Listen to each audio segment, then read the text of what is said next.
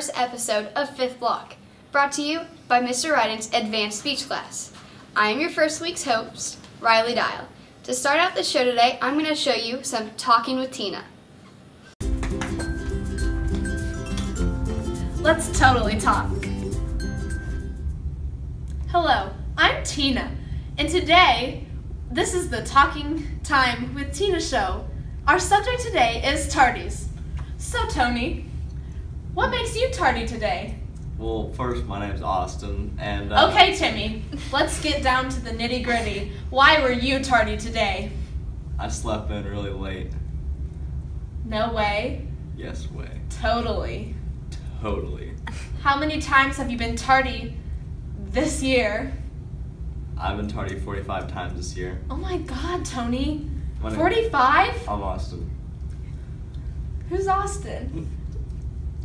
This has been Talking Time with Tina. That was totally terrific. Now we'll take a break from the T's and move on to the B's. Next up, Breaking Down with Brooke.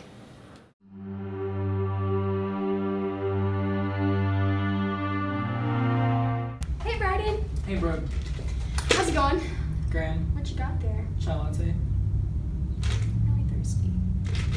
Is it good? Yeah. It looks so good!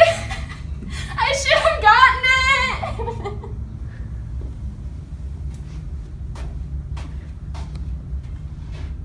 Aw, I hope you feel better, Brooke. Now we'll have an exclusive interview with Paige Rawl, who recently visited our school and talked to our students. Hello, I'm Kalei Jared, and I'm here with Paige Rawl, author of the book Positive.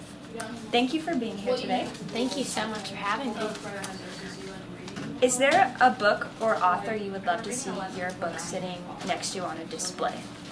So there's a book called 13 Reasons Why, and it's actually Jay Asher. He was actually who wrote the foreword for my book Positive. I read it when I was in middle school, and it's just kind of about a girl. She actually ends up committing suicide. And yeah, so she writes all these tapes, and they're delivered to all these people that had an impact on her for when she committed suicide. And I think it's a very big kind of after effect, and just kind of shows people, this is what, really does happen. Definitely. So, definitely 13 Reasons Why. Yes, great choice. Something that you have said you are getting out of writing your book is like just being able to educate people on HIV and AIDS. And so was that your purpose of writing this story? So when I started writing Positive, it was just kind of a way, I wanted another way to get my story out there. I also just wanted to reach other, kids or people that have dealt with bullying or are currently living with a chronic illness, and, whether it's they're struggling with that illness or telling someone or something they're going through because of it, or, with the effects of bullying. It was just kind of all of it.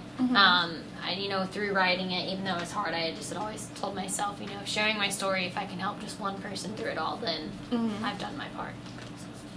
My next question would be, do you think you have accomplished that? But I think that you are accomplishing that for sure. I think I feel that way. So when I get messages from kids or, from other students or even, parents and teachers, and they've, told me their own little story or something they've been through, or that they were able to help someone else just because of, writing this book or me sharing my story. It gives me that reason to keep doing it, or shows me, all right, I'm glad this is what I'm doing, and I know that I want to continue with it. And so, yeah. Definitely. What would you tell an educator who has a student who is HIV positive? I would just tell them to make sure to let them know, your HIV status, it doesn't define you as a person. I definitely like to stress a lot that HIV, nowadays it's just known as a chronic illness. That's all it is. It's no longer a death sentence. And, if there's someone in your life that can't accept you because of their HIV status, then they're obviously not someone that you need in your life. So I've kind of learned through all of this, to look at life and look at it that way. If there's someone that has, that problem with it, then, once you educate them, if they're still, struggling with, being your friend or being around you, then, they're obviously not a positive influence in your life. Definitely. Well, thank you for speaking with us today. This is Kalei Jared with Paige Rawl, author of positive. Back to you. Thank you, Kalei. Now let's see how skilled your classmates are at staying awake in school.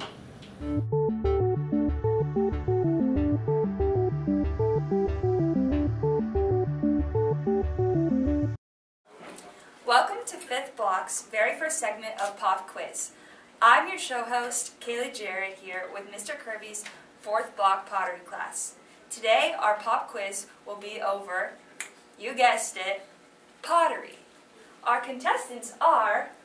Contestant letter A, Colton Harrison, sophomore at RCHS. Contestant letter B, Stephen Pence. Stevie J, baby! Contestant letter C, Jordan Miller, sophomore at RCHS. And contestant letter D, Kristen Starwall, senior.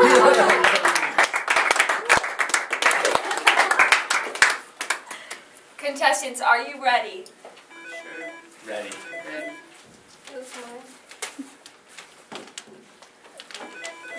Yes, you may pick them up. Okay, I'm going to ask you a question, and then the first person to buzz and get the right answer gets a point. It's not going to shock me, is it? No. Okay, what are techniques for building clay pots without using the wheel? Hand building. Is that right? Correct. Awesome.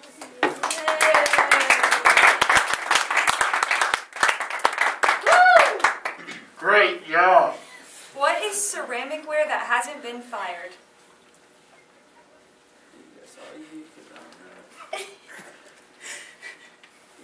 Just guess, dude. Clay. Correct. See that? What is clay mixed with water used to join pieces? Score. No slap. Nope. Correct. Definitely.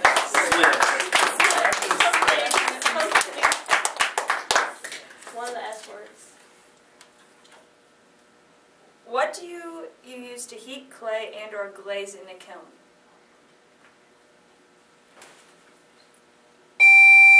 Fire. Why are you looking at me? Correct.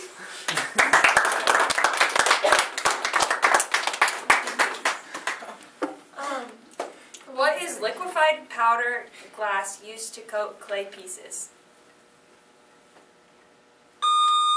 Glaze. You did not hit the button. Who buzzed in? Me. Contestant C. Correct.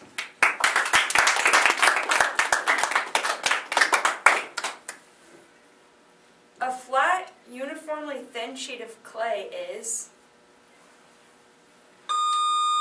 Slab. Correct.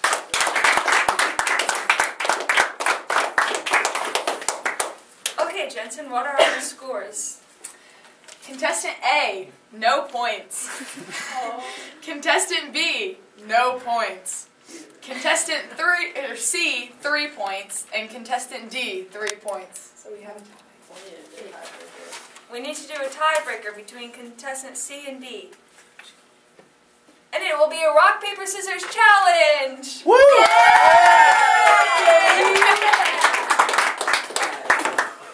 Press it once. Okay. Ready? Rock, paper, scissors, shoot. 2 out of 3! Dude, she just won.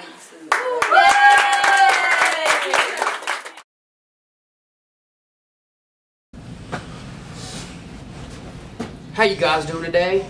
My name's Jesse Maxey from Jig, and we're here during 5th Block to introduce you Pennies for Pets. Now, most of you upperclassmen, we all know what this is. Come in here, throw your pocket change in the bucket, save some pets' lives. But see, what you think is, we're just buying medicine for these pets. But see, these things also help, from new pets from getting, killed and all that. But there's, a famous word for that. I don't know how to say. Anyway, so that's what you do. This money helps. But here's the thing. If you, in your 3rd block, put all this money in the jar and you guys win, oh, what's this? You guys get a prize. What is it? What's it called? Pizza! Pizza party, all right? So I want you guys to Put as much money in that jar as you can, and we'll see who's the final winner at the end of the week. Thank you guys. Jesse Maxie out. Yeah.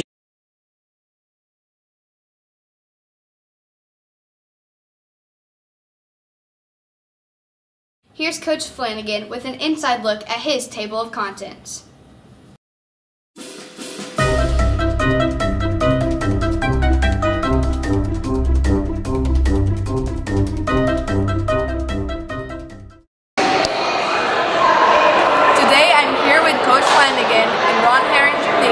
At the table of contents. Coach Flanagan, could you explain us what the table of contents is and give us a few of your favorites from this week? I would love to do that. The table of contents was started about 10 years ago here in Ron Herring Gym with just a few miscellaneous comments, things that happen in class, one-liners, jokes. These are the things that make up the contents of the table. They're put on the table with tape, and it's here for everyone to have some fun with, read, drink from the knowledge, and so forth. So it's just a fun thing that we started about 10 years ago. Three of my favorites from this school year. My first would be during first block PE attendance, Bill and Coach was absent. I was a little confused until I realized it's too hot for coats. Number two. Why did the one-armed man cross the road? You know? Why? To get to the secondhand store. And finally, fifth block. The fifth block's coming up, you know that, right? Yes. Fifth block, to me, is a lot like getting into a bathtub. Once you've been in it a while, it's not that hot. Hi-oh.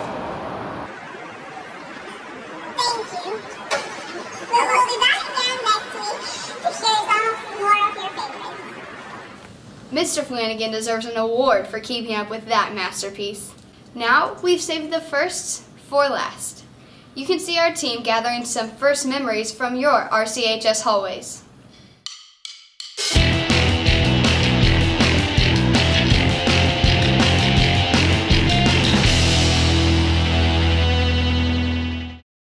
Okay, Kamara, what was your first date? I was 15 and it was homecoming at Noble. Tell us about your first car accident. Well, my first car accident, I backed up and floored it and the Andrew Stevers truck. When was the first time you skipped class? Oh man, that was my junior year. We had an hour-long lunch and we decided we weren't ready to come back yet. So I was, what is it called when you're late? Truant. I was. I had detention for that one. What was your first time skipping class? I skipped fifth block a couple times last year just because I didn't want to go. When was the first time you skipped class? Well, I skipped class in middle school and I was scared the whole time. I missed the bus to the movies. And your first car accident? I got stuck in a ditch, like, while I had my permit, not even my license, so I was pretty advanced. Have you ever been in a wreck?